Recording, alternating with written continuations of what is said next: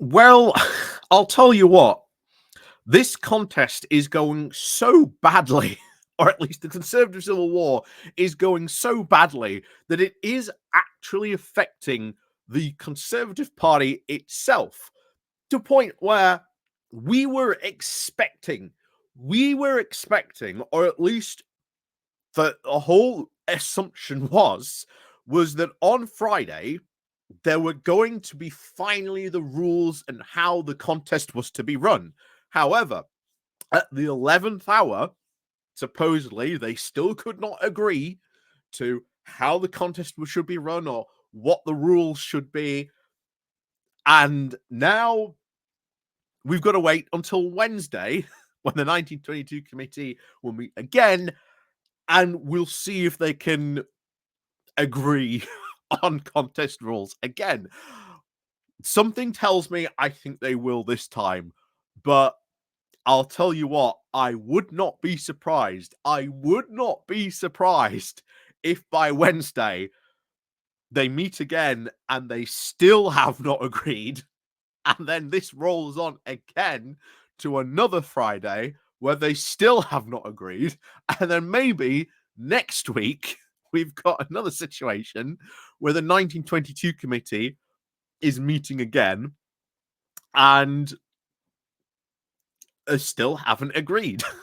But one of the things that has interestingly come out is that the donors want to try and have this over and done with either by the conference or after the conference, so that most of, shall we say, the Tory toing and froing, the Tory tug of war that's going to take place, will sort of be not as much in the limelight, at least hopefully. At least they hope. I think that's their idea, but we'll get into this in a moment because I can see from what I think is going to happen. I think this is going to be a contest between Kimmy Badenoch on one side and Tom Tugendhat on the other. I really do think that this leadership election and this contest is going to be between these two candidates. Because I cannot see it shaping out any other way.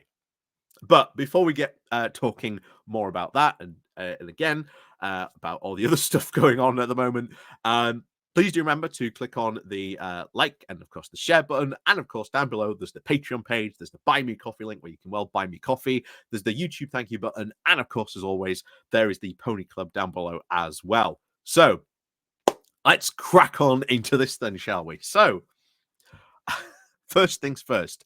Why is this going to be a contest between Tom Tugendhat and Kimmy Badenoch? Well, first of all, let's cover Kimmy.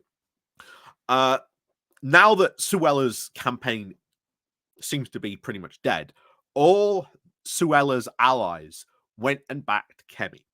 They have really seen, or at least that NatCon, convention that Suella did that speech at just, 2-3 weeks ago now.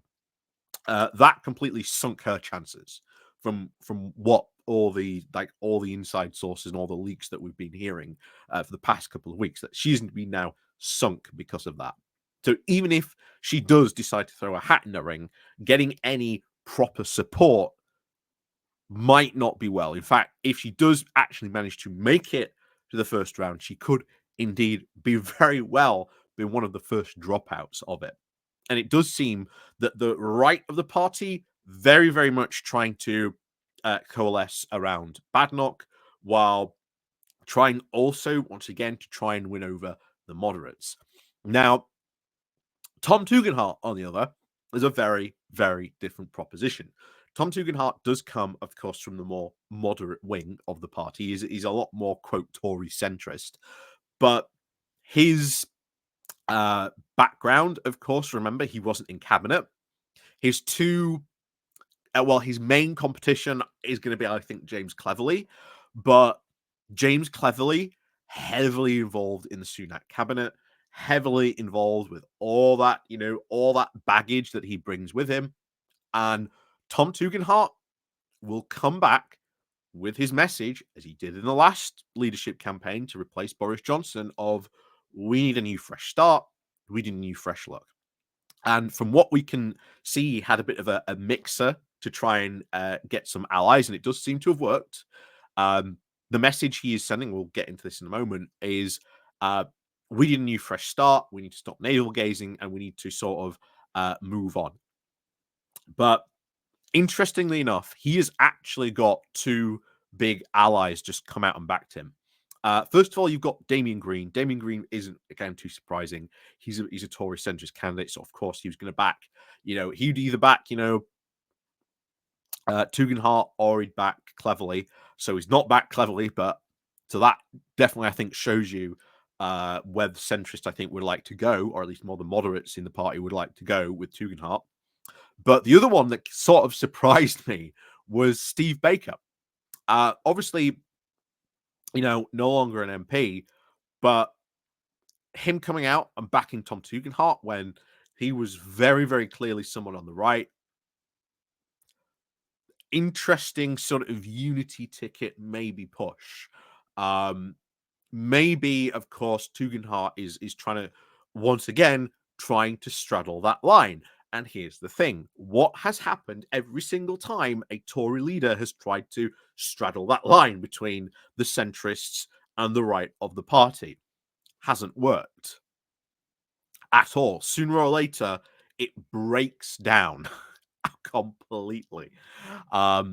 So even if Tugendhat does manage to win, he's still going to have to face a lot of challenges and problems. And we're just going to go over to Politico just quickly, because they had some of the stuff that was Tugendhat said in this Tory reform group that had met.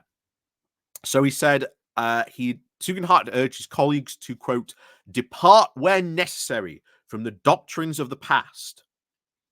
Okay, so what doctrines is he going to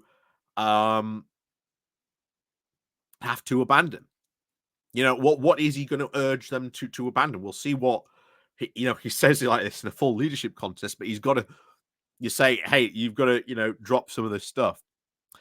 But he continued to say, we must now be willing to ask ourselves the very tough questions about how our economy has failed and to deliver growth and, of course, rise the living standards for families. We must now obviously be prepared to be bold and courageous in our solutions, departing where necessary from the doctrines of the past. We need to rediscover the strength and moral leadership that defines our party at its best so that we can unite our party and the country. How do you do that? How do you even unite your party when it can't agree on how it lost? Bear in mind, we'll probably end up doing a live stream, maybe even today or sometime soon. We might even do it today.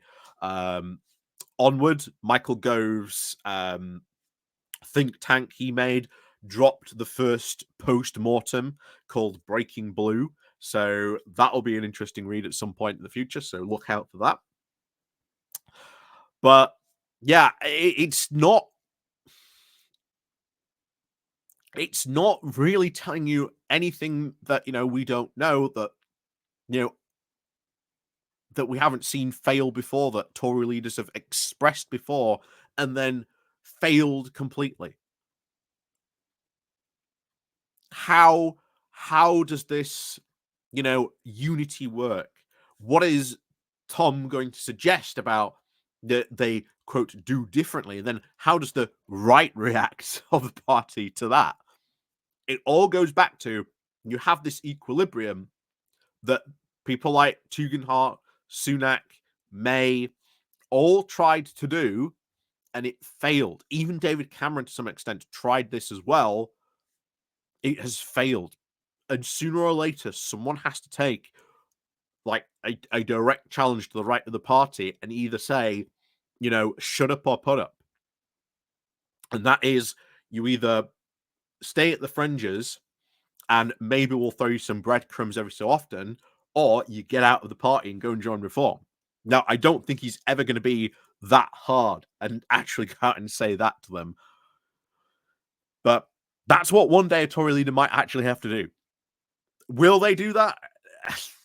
Not likely, of course, but this is what the contest is shaping out to be.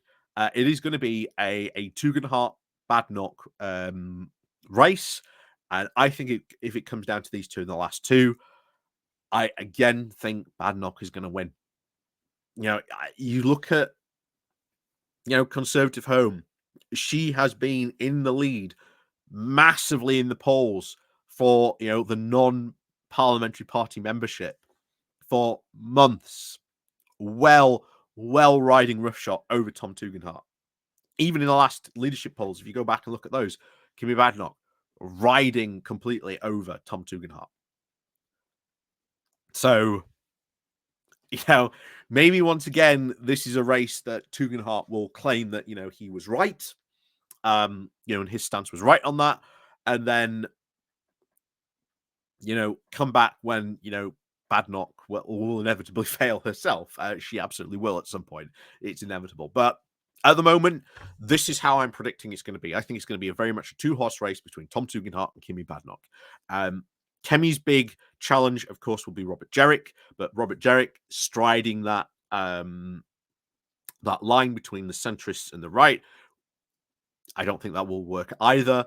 So she'll be able to at least see him off. So will Tom Tugendhat. His other big challenge for Tom Tugendhat, as we said, was James Cleverly. But I think Cleverly was far, far too close to sort of Rishi Sunak and Boris Johnson. I mean, this was a guy who wielded out Boris Johnson and stood on stage with him. Like the day before the election all kicked off.